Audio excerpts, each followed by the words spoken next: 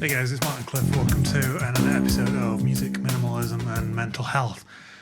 And this week I'm going to talk very briefly about why one might choose to detune a 5-string bass when you've already got a low B string, assuming you have a low B on your 5-string. Let me just explain that, but before we go any further, please do click that thumbs up icon if you're enjoying my video content. Please subscribe to the channel. Subscriber numbers are definitely up and down at the moment, and a lot of people watching my videos are not subscribed, so that'd be really helpful if you would. Yeah, if you're not really familiar with 5-string basses, there are two kind of ways of doing it. Traditionally, you have your standard 4 strings, and you either have a low B string that's a fourth below the E, or you have a high C string that's a fourth above the high G string. And your options for doing those are kind of many and varied. A lot of more melodic jazz players maybe will play with a high C. Yannick Gwizdala is a classic example of that. But the majority of people with 5-string basses, because they're playing along usually with keyboards or horns or something like that, will stick to the low B because that enables you to get down to the Ds and Cs and D flats, E flats, and those notes kind of between the B and the E range, because a low E flat on a 4-string bass is fairly weedy sounding because it's nearly an octave above the fundamental note on the bass. So why would you ever consider detuning that? And this happens in a couple of genres more typically than anything else. So the bass that I played at the beginning in the beginning piece, I have at the moment tuned down a whole tone. So rather than being B E A D G, it is A D G C F. That took far too much thought. So I kind of have heavier strings on this bass at the moment. It's not something that it's something when I first bought the bass, because I was playing more heavy stuff, I thought it would be kind of cool. So then that's one typical example of when you might, if you're playing in a band with guitarists who play in D standard, for instance, which happens quite a lot in metal and stoner rock and doom and all that kind of stuff. Quite often, if you want to play riffs in kind of similar fingering to the guitarists, then that makes sense to tune down for that. Some of the riffs can be a little bit tricky if you can't take advantage of open strings. It's also commonly used in like gospel music, and that again because the powerful low notes. Andrew Goucher plays a 6-string, so that has a low B and a high C, but that whole bass is tuned down a tone, and yeah, that's something that again, because a lot of things, maybe in D or G, and open strings are useful for those kind of lines. So that's kind of when you want to use an open string, that's a useful thing. Also, I mean, a low A is really fun.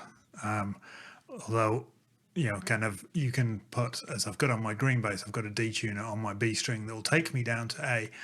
But then you've also got to think about, okay, this is a drop position now. Everything's moved on the fingerboard. Where am I going to play the notes? So there are pros and cons of that approach. And getting used to it on a 5-string is a little bit more difficult, at least to me, to my brain, than to get used to it on a 4-string, where just dropping the E down to D kind of makes sense. It's the same as drop D on a guitar. So they're kind of, there are options available to you. Why did I do it? Well, partly because I have 4 basses at the moment, and I had a couple of spare sets of 50 to 135 strings. So I thought, I'd go back and use that just for a time, see whether it's something I want to pursue long term or not. Didn't have to buy anything new, so it's kind of using up old stock of strings. My strings needed changing; they were pretty dead. So it seemed like an appropriate time to go back and do that again. But is it absolutely kind of essential or useful? I'd say your mileage will vary. If you're playing with lots of distortion and kind of in a very heavy context, then it might be really, really cool and really useful. I personally, because of the kind of music that I like to play on the bass, I do find that it can be a little bit more muddy, particularly on a bass that isn't as bright as a bass with single coils anyway. So I will probably, next time I change strings, put lighter gauge, put my typical 40 to 125s back on and tune it to standard, maybe slap a detuner back in, but I'll see, because I like how lightweight that bass is. It's my lightest, second lightest of my 5-string basses.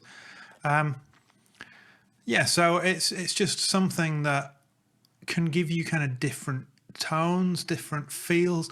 Also, the same way as retuning a guitar to something else, you may come up with a line that sounds really cool in one key and maybe wouldn't sound as cool if you were playing in a different key, which sounds kind of weird, but it's true that sometimes you play something in D and it sounds really cool. You transpose it up a tone to E or down a tone to C, and it doesn't sound quite as cool on an instrument. So it just gives you freedom. It gives you the freedom to create in different keys and just do something that's a little bit different. So if you have a spare bass and you've got a spare set of, I would recommend maybe a gauge or 2 heavier. Certainly, I've tried tuning down to D standard effectively, or A standard, depending on how you think about it, with my standard gauge strings, and they're getting pretty floppy by then. So you're going to want some heavier strings, but if you have a spare set of heavier strings, give it a go. What can it hurt? It'll may open new kind of doors. You may hate it, in which case go back to what you're used to. As I think I will be doing, at least on this bass for the time being. But it's certainly, yeah, something that gives a different feel, a different sound, and makes you think. Even if you try and play the music that you've been playing for a long time, learning new fingerings for it can really kind of help your understanding of the fretboard. So as a practice tool, or if the style of music that you're playing kind of warrant that kind of lower tuning, it's a good thing to give it a go if you can. Hope that's been interesting and useful. Take care, guys, and I'll see you next time.